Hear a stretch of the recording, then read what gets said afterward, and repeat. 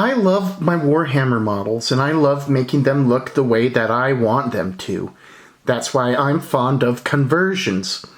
Using conversions, I'm able to make my models the way I want them to give them additional personality, theming, and lore. Hey there everybody, welcome back to the channel.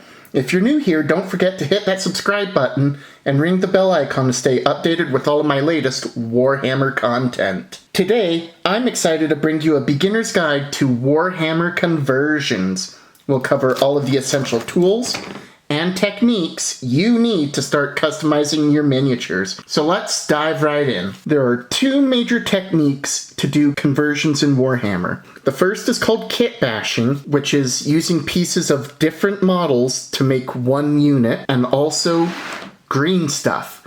Green stuff is a type of molding epoxy. In fact, it's actually two. One yellow, one green, one blue, excuse me. And then you mix the two together to make different shapes to help bring definition or customization to your model. We'll spend the first half of the video talking about kitbashing, and then we'll move on to how to use the molding epoxy, as well as the different tools you'll need to help cut it, shape it, and use it. So, starting with kitbashing. The main idea behind kitbashing is that you're taking different kits of Warhammer, different model sets, and using them to bring life and definition to a figure. For example, this Sanguinary Priest has a Mark III tactical helmet because I felt it gave this particular model a sense that he was a veteran unit. I gave the Sternguard veteran, the new Sternguard veteran with its new kit, the old targeting helmet, because I felt like, the targeting helmet from the old Sternguard kit, because to me it made sense that he would want a helmet that does better targeting when he has a bigger weapon. Many kitbashes will take model pieces from many different sets. For example, this Sternguard Sergeant has a Death Company Firstborn helmet, as well as a... Oh, now that I think about it, I think I also got this power sword from the same set.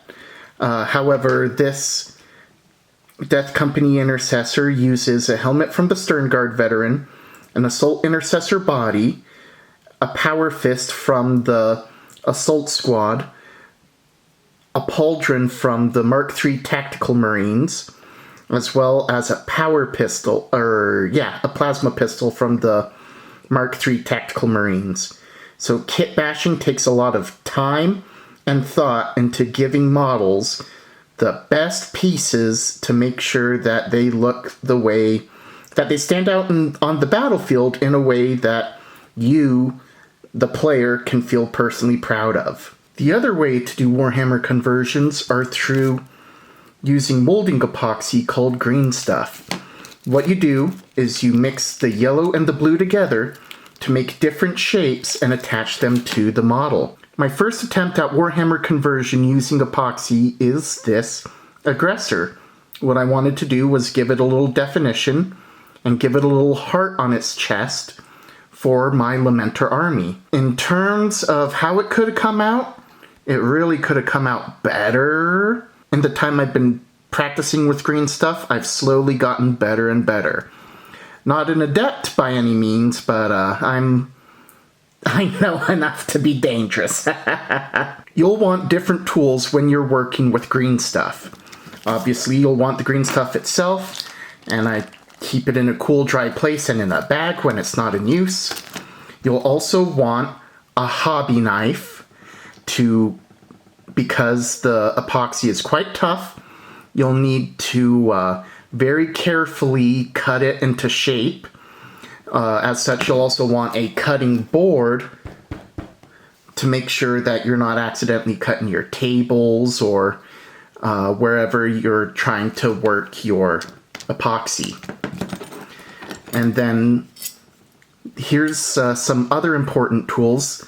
The tweezers let you gingerly and gently place the epoxy into place. as well as a file and a molding tool. The molding tool lets you scoop and shape green stuff into different areas and then hammer it into place.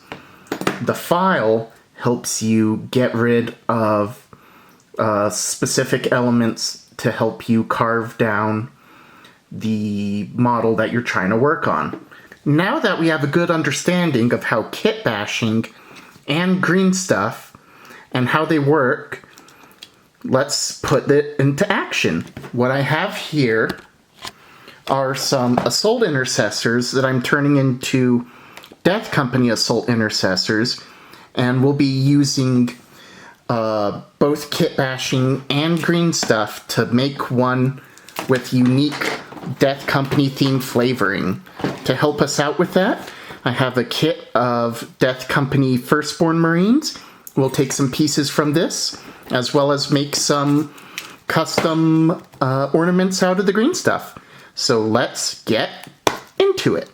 What we're going to do first is use the green stuff to make a little Lamentor heart on the chest of this Death Company intercessor. And the way we're going to do that first is by carving away the agula, filing down the area, smoothing it out with Tamiya thin cement, and then making our new shape with green stuff and gently placing it over top. So the first thing we're going to use is this hobby knife. Now, as the Iron Hands say, the flesh is weak, so we need to be very careful with how we use the knife. So whenever the knife is not in use, we make sure we keep this plastic cover on to make sure we don't accidentally nick our fingers, as well as during the actual carving process, we use short strokes with the knife pointing away from your hands.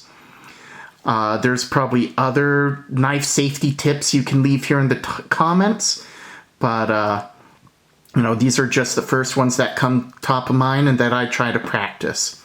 So let's go ahead and carefully remove our cover. And let's slowly and carefully, this part always scares me, take to carving away.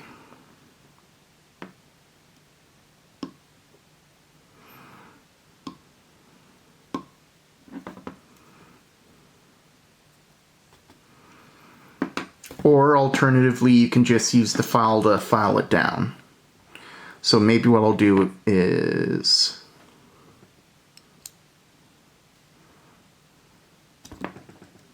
there we go, got that. Got it.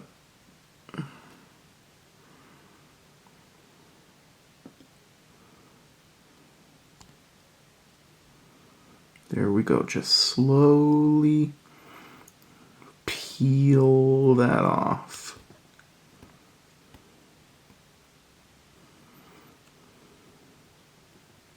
There we go. Looking good. So let's go ahead and put the cover back on. And then we'll move forward with the file. This will probably take a while, so through the magic of editing, we'll do a jump cut. Ready, set, go. I ended up needing to pull the knife back out to get a little more, but I'm glad I did the jump cut. So what I did was I alternated between the knife and the file to get this as smooth down as I could, making sure that the bumps and folds of the agula is all completely gone. Alright, while that glue dries, we're going to cut off a small piece of green stuff so that we can put a heart on his chest. So what we'll do is we'll carefully take our hobby knife. Please remember the tips I mentioned earlier. And then we'll slowly and carefully cut off a piece of the yellow. And a piece of the blue. Ideally equal portions, but you can see in the past I've messed up somewhere because they are not totally equal.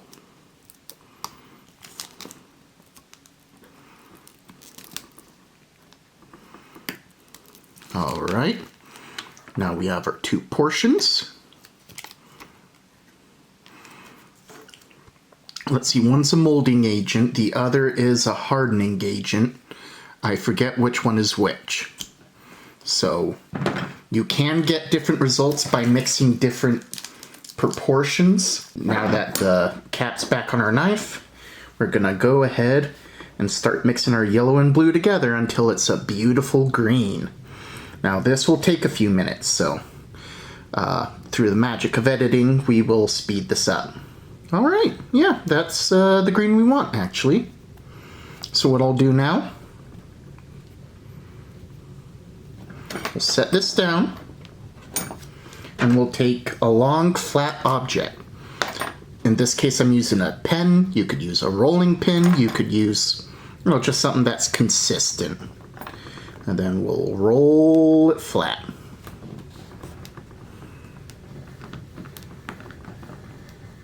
Just like that. Except I just put my fingerprint in it, so I kind of messed it up. That means we gotta do it again. Oh, I'm such a genius.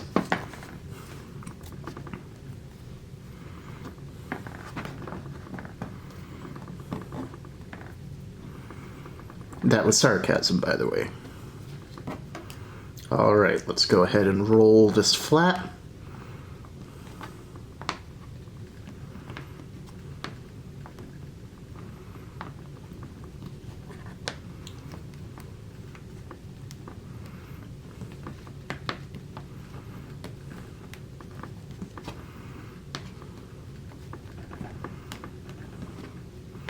All right. Let's have our tweezers at the ready. Let's have our body ready. Oh yeah, as you can probably see here, where the agula was is now a nice glossy flat plastic. And then we'll bring our knife back out and do some surgery on a grape. And we'll carefully, gingerly carve out a heart. There we go.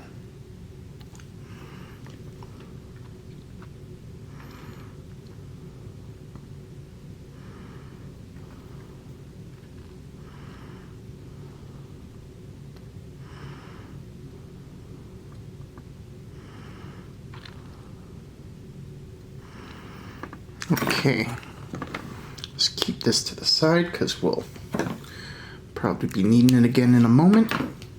But let's grab our tweezers and rip out that heart.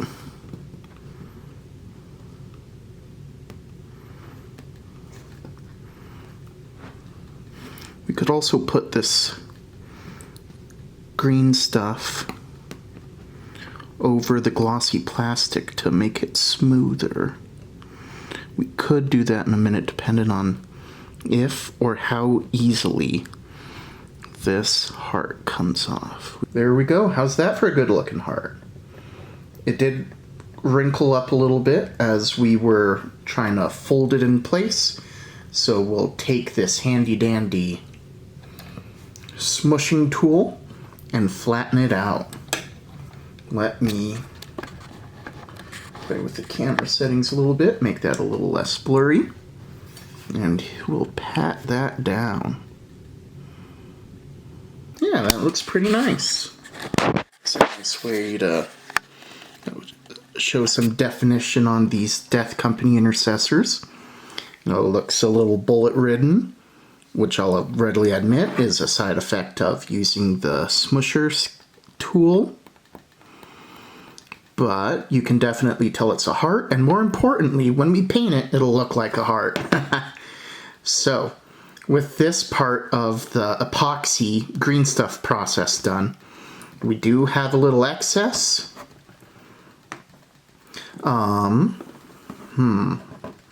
Normally I put it back in the epoxy bag so that it's all activated and ready to go next time I need to make a bit. So let's just roll it back up into a ball, put it back into a bag, and then we'll talk about what pieces we want to use from the Death Company Marine kit to kitbash this. Since he's on the ball of his left foot, it looks like he's getting ready to charge. So I think what I want to do for a charging pose is to have a bolt pistol that's swinging backwards and a chainsword that's swinging forward. Looking at the box, this one with the 4 skulls is probably a really good fit, so we want that. I also want one of these old Death Company backpacks. Maybe the one with the cup, maybe not the one with the cup. We'll take a look in a minute. For pistols, I'll either use, I guess, technically these assault heavy pistols are different than the regular bolt pistols these guys got. So I'll take a look at all pistoling arms and then decide what ones to use from there. But for sure, we're going to use the chainsword with the 4 skulls on it. So let's get on it. Alright, we got the chainsword. Turns out it had 4 drops of blood instead of 4 skulls. That's my bad. We gave it an Assault Intercessor pistol. For the pauldrons, we're going to give it this one with the raised ridge. That looks like the regular Assault Intercessor pauldron.